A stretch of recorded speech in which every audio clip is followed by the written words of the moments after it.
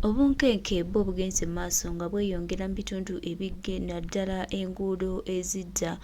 mu kitundu eky'Entebbe ng'eno poliisi etaddeyo emisanvu emizibu okuviira ddala ku nkulungo ekibye nga kigambibwa nti poliisi eno erabika eyagala kuziba makubo nga tekkiriza muntu yenna kweyongerayo kugenda Entebbe okutandika n'olunaku olw'enkya era nga bano bolaba batandise bwe bati olunaku olwaleero. Bano batidde pulezidenti w'eggwanga omutuufu omulonde Kyagulanyi Ssentamu Robert Bobi Wine pulezidenti w'abantu buli omu gw'atunuulidde munnange bamutidde anti omukulembeze w'eggwanga Kyagulanyi Ssentamu Robert Bobi Wine the elected president of Uganda agenda kuba nzikiriza okutegeeza bannayuganda batidde ennaku z'omwezi nga 5 omukulembeze w'eggwanga Kyagulanyi Ssentamu gy'agenda okuba nga akozesa okukomawo eggwanga. Ffe tugezezzaako okwowola bannayuganda yonna gye muli ne tugamba weewaawo bino bituuseewo enguudo ez'enjawulo ezidda mu kibuga Ntebbe munnange zikuloozingiddwako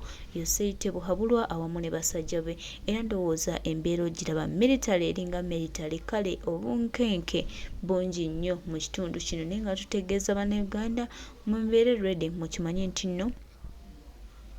Uganda yaffe egenda kununula tugenda kufuna ekyenjawulo kyembadde mutasuubira oba tembadde mutalowoozaako. Mwenna bannayuganda tubakoowoola ne tubategeeza nti omukulembeze w'eggwanga Kyagulanyi Ssentamu Robert Bobi Wine the elected president of Uganda agenda kuba ayingira mu ggwanga olunaku lugenda kuba nga Lwakuna ennaku z'omwezi nga ziri 5 obudde bujja kuba bwa makyakya tukeera Ntebbe International Airport kujjayo Kyagulanyi Ssentamu Robert Bobi Wine munnange embeera bwetyo bweri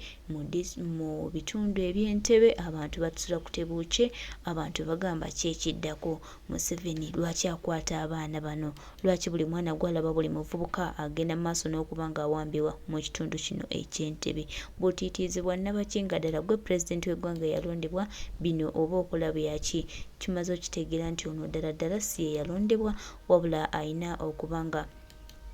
yabba bubi kalulu ka bannayuganda tho byonna tubadde tubimanyira nga tubitegeera nti ono bannansi baamwegaana bannansi baamugoba naye n'akozesa amaanyi g'emmundu n'alemera ku bannansi kyova olaba nga munange bino byonna bigenda mu maaso n'okututuukako naye nga tumugamba nti weewaawo bitutuukako naye tukusuubiza nti yoseeri tuli bagumu nnyo twagala kweddeza ggwanga lyaffe tolina kyotugamba tolina kyozzaako Uganda y'abannayuganda Uganda siiyo ate nga tukusuubiza nti tugenda kununula eggwanga lyaffe lino oba tutya tulina okwerwanako okulaba nga tutuuka mu mbeera ey'okwenda tukoye okubeera nga tutambulira mu nkwawazo n'akabinja kakatono ak'abantu abatono bwe bati mumbeere nga mwemwe mufuga mwe mwogera olw'okuba nti mwateera embundu mwafunira obwogerero nedda si wano Uganda so yembeera bwetyo bweri mu bitundu eby'Entebbe obunkenke bungi nnyo baganda baffe naye era tekitugaana kwesabira baganda baffe tubajjukiza nti ennaku z'omwezi zigenda kuba 4 olunaku zigenda kuba 5 Uganda bonna abatuuliriza nti omukulembeze waffe owa Uganda Robert Kyagulanyi Ssentamu agenda kuba nga akomawo mu ggwanga Uganda ku lunaku olw'okuna era Uganda tubasaba okwaniriza omukulembeze waffe Robert Kyagulanyi Ssentamu mumwanirize n'omuggundu kubanga Robert Kyagulanyi Ssentamu byakoze bayinginia Elton Joseph Mabirizi musotuwerako obujulizi Kyagulanyi y'omu kati ku mpaji eziwaniridde eggwanga Uganda ng'ensi yonna ekiraba bulungi nti ekitiibwa Kyagulanyi byali mu kukola bakadde baffe bangi byabalema mu myaka mingi naye tubasaba ku lunaku olw'okuna egenda na kubeera public holiday sebo njagala owulirize bulungi oli ye president ffe ku lwaffe olw'amaanyi g'abantu egenda kubeera public holiday era nga tubasaba abantu mwenna muveeyo mwanirize omukulembeze w'eggwanga abasobola okusimba ebitooke ku makubo mu bisimbe aba poliisi kino kigenda eri mmwe muleme kutataaganya bannayuganda nga baaniriza omukulembeze w'eggwanga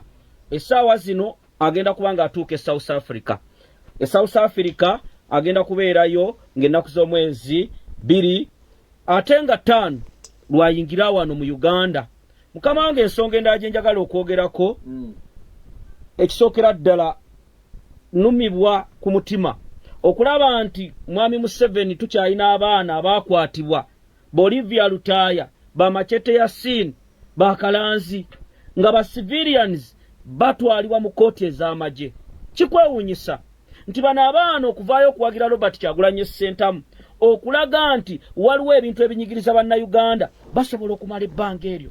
Mukulu Baguma, tuli mu nsi nga omuntu asobola okubuzibwawo emyaka 3 ne watabaawo kikolebwa. Bino ebigenda mu maaso nga ba John Bosco Kibalama ne bannayuganda ab'enjawulo bali mu mbeera, bali mu makomera, abamu abazadde bakaabya amaziga bakooye. Bino ebintu gavumenti ya Mwai Museveni byekola. Kyova olaba ffe ng'aba National Unity Platform tetugenda kukoowa kubanja basibe. Awo nno nga mmaliriza baganda bange abalala babuuze ku bantu, njagala n'okwogera ku abantu bange ab'erubaga South awo, waliwo omwalo oguva Nalukolongo, genda awo mu Ndeeba. Enkuba buli lwetonnya abantu baffe babonaabona. Ogenda okusanga amataba, amazzi mangi, n'osanga nga amazzi ageyanjadde mu kkubo, obwana baffe babugenda ku ssomero, amazzi ne gaagala obbutwala. Bino byonna ate nga ssente, gavumenti eno ekwewuunyisa. Mmaliriza mukama wange, gavumenti eno ekwewuunyisa. Okumala gavumenti eno ekwewuunyisa, mukyala Prime Minister yagenze n'abantu 8 mu lukiiko e New York.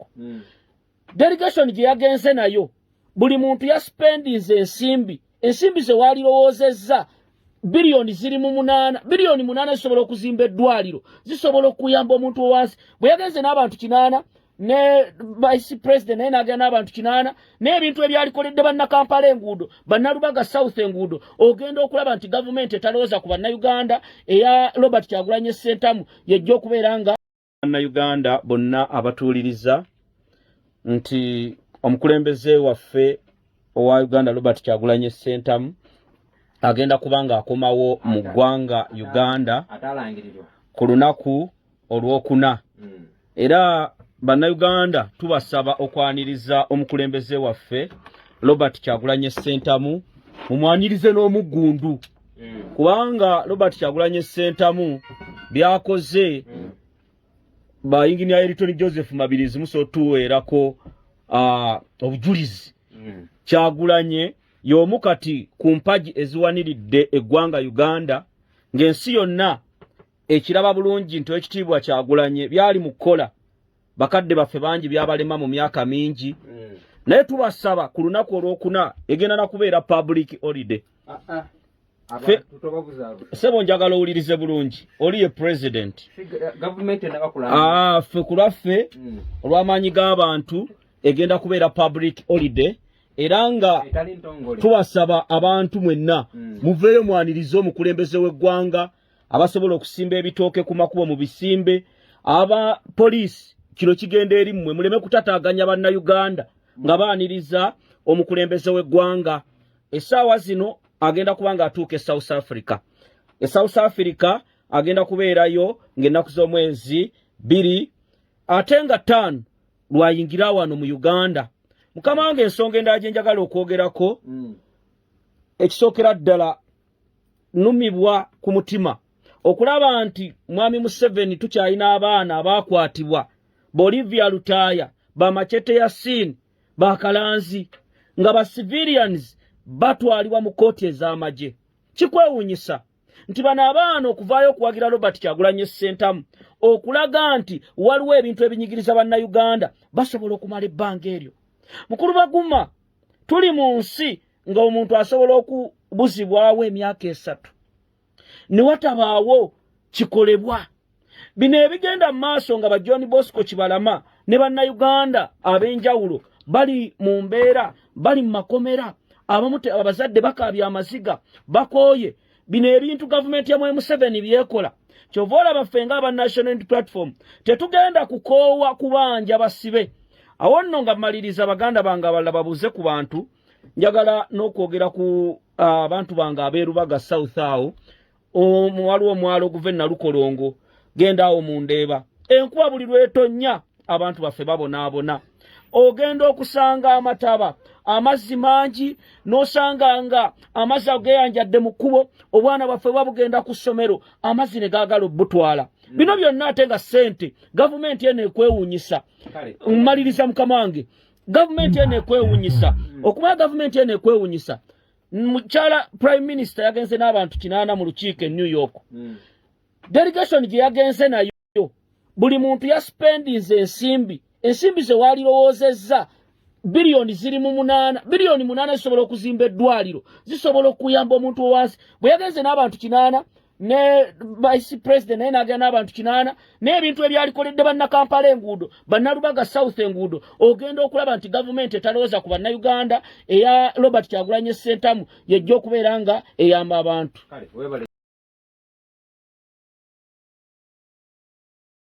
Katongole